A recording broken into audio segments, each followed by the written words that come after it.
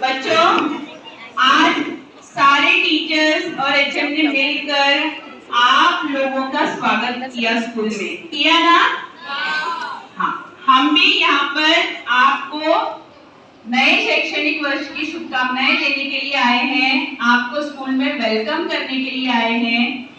और हमारी तरफ से जो जो सुविधाएं दी जा रही है वो तो आप लोग जानते ही हैं। थोड़ी चीजें शायद अभी आपको नहीं मिली है, लेकिन वो तुरंत आपको मिल जाएगी आने वाले हफ्तों में। पालकों से सिर्फ ये रिक्वेस्ट करूंगी कि आप बच्चों को स्कूल में रेगुलरली रोजाना भेजिए।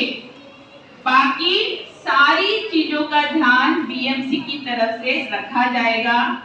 जो भी शरीर के लिए जो भी आवश्यक है वो सारी चीजें दी जाती है।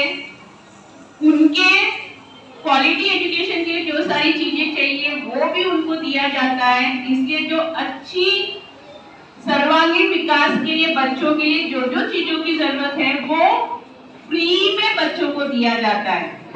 अगर मैडम ने अभी कहा, अगर एक भी बच्चा अनपढ़ रहता है तो हमारे देश का भविष्य में कहीं ना कहीं उस बच्चे का रोल शायद कम हो जाए। तो ये एज अ पेरेंट्स आपको होने ही देना है। आज की तारीख में ये एक ऐसी पूंजी है।